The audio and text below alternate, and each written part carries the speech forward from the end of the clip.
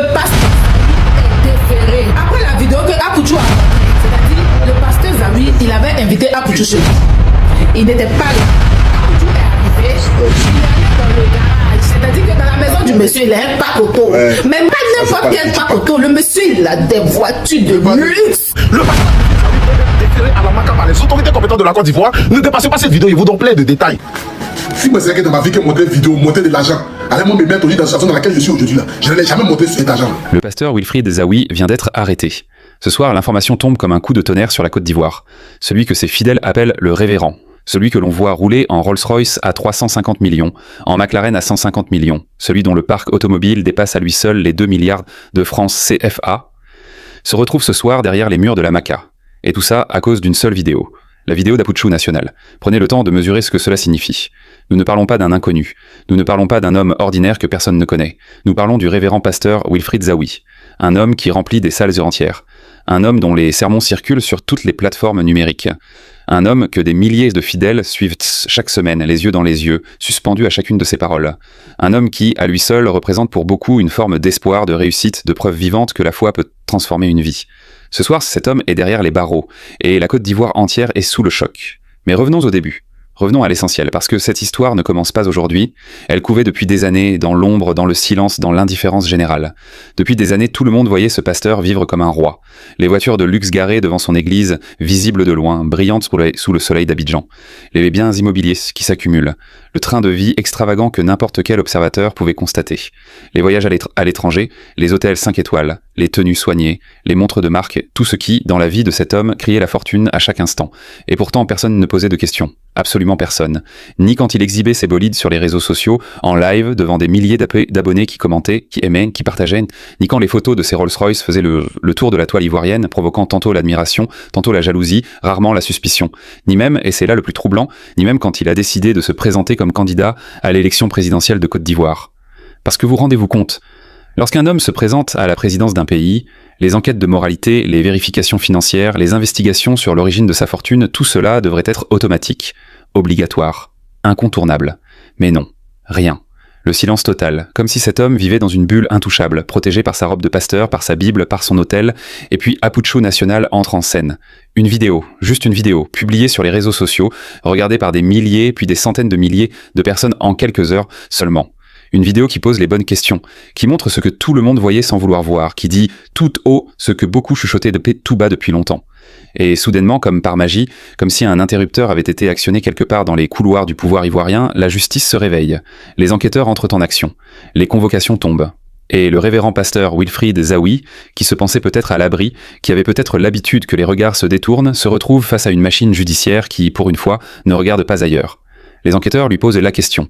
Cette question simple, directe, implacable, à laquelle tout homme fortuné devrait pouvoir répondre sans trembler. D'où vient tout cet argent ? Et le pasteur répond. Il ne fuit pas.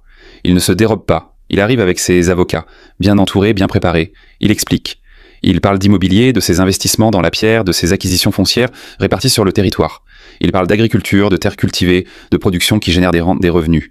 Il parle d'import-export, de commerce international, de flux financiers qui traversent les frontières de manière parfaitement légale selon lui. Il parle de transport, d'une flotte de véhicules mis en location, d'une activité logistique rentable. Et puis il parle d'autre chose. Quelque chose que peu de gens attendaient. Il parle de pierres précieuses, du commerce de diamants, de gemmes, de minéraux précieux extraits des entrailles de la terre africaine et vendus sur les marchés internationaux. Il arrive avec ses documents, avec ses preuves, avec tout ce qu'un homme bien conseillé peut présenter pour justifier sa fortune devant des juges. Mais rien n'y fait. Le dossier ne convainc pas. Les explications sont jugées insuffisantes. Et la décision tombe, froide, définitive, sans appel. Il est déféré devant le pôle pénal économique et financier. Direction la MACA.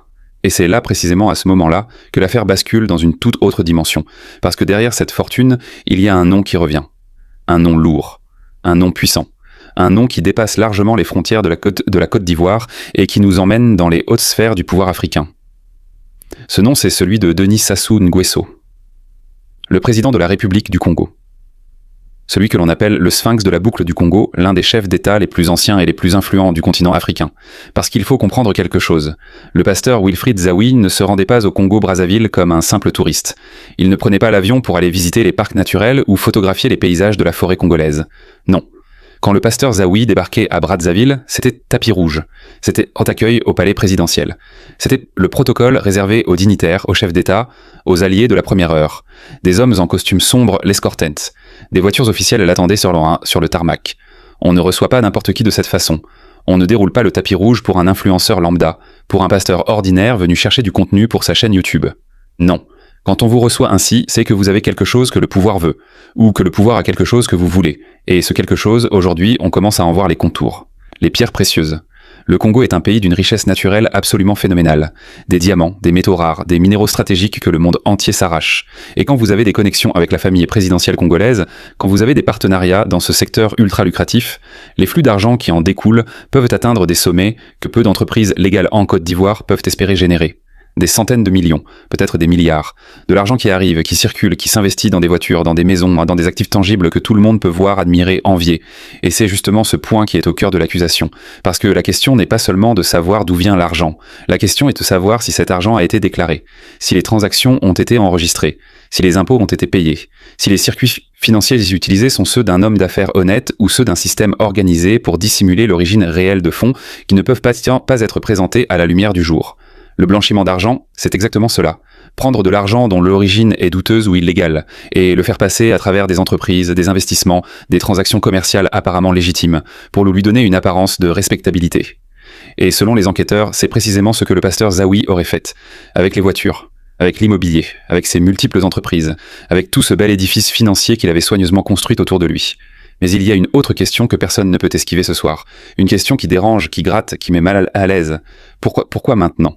Pourquoi est-ce qu'il a fallu attendre qu'Aputchou National publie une vidéo pour que la justice ivoirienne se réveille? Ces voitures de luxe, tout le monde les voyait depuis des années. Ces voyages au Congo, ils étaient publics, filmés, partagés sur les réseaux sociaux pour que des milliers de personnes puissent les admirer. Cette fortune ostentatoire, elle était exhibée chaque semaine, sans gêne, sans retenue, comme un étendard. Alors pourquoi la justice n'a-t-elle pas agi plus tôt ? Qui protégeait cet homme? Quels intérêts étaient en jeu pour que pendant toutes ces années, personne dans les sphères officielles ne juge utile de poser des questions? Ces interrogations-là restent pour l'instant sans réponse. Et peut-être qu'elles n'en auront jamais. Parce que dans les affaires qui touchent aux connexions entre le pouvoir religieux, le pouvoir politique et le pouvoir financier, les vérités complètes sont rares. Les zones d'ombre persistent. Les silences sont parfois plus éloquents que les déclarations officielles. Ce qui est certain ce soir, c'est que le révérend pasteur Wilfried Zawi est à la Maka. Ce qui est certain, c'est que des milliers de ses fidèles sont effondrés, incrédules, incapables d'accepter que celui qu'ils considéraient comme un homme de Dieu, comme un guide spirituel, comme un modèle de réussite, se retrouve dans cette situation. Ce qui est certain, c'est que cette affaire va continuer de faire parler. Les avocats vont se battre, les procédures vont s'enclencher, des révélations vont tomber, des noms vont peut-être surgir, des connexions vont peut-être être exposées au grand jour. Et ce qui est certain aussi, c'est qu'Aputchou National, qu'on aime ou qu'on déteste, qu'on considère comme un journaliste courageux ou comme un personnage incontrôlable et dangereux, a une fois de plus prouvé que dans l'ère des réseaux sociaux, une seule vidéo peut faire tomber ce que des années d'impunité avaient soigneusement construit. Une seule vidéo peut forcer une justice silencieuse à parler. Une seule vidéo peut mettre fin à une époque. Ce soir, la Côte d'Ivoire retient son souffle.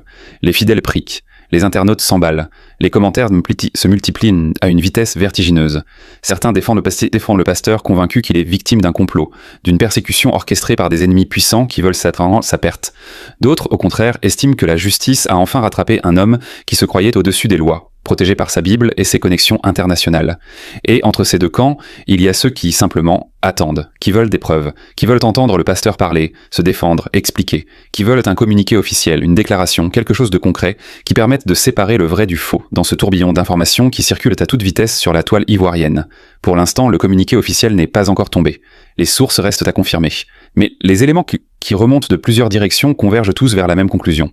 Le révérend pasteur Wilfried Zawi est bien à la Maka ce soir, et l'affaire qui a conduit à cette arrestation est d'une ampleur que même ses adversaires les plus acharnés n'auraient peut-être pas imaginé. Une fortune de plusieurs milliards. Des voitures Ferrari à faire pâlir les plus grands footballeurs du continent, des connexions au sommet de l'État congolais, des flux financiers qui traversent les frontières, un réseau construit patiemment, discrètement, derrière la façade d'une église, derrière des sermons inspirants, derrière des messages de foi et d'espoir diffusés chaque semaine à des milliers de fidèles qui, pour beaucoup, ne se doutaient absolument de rien.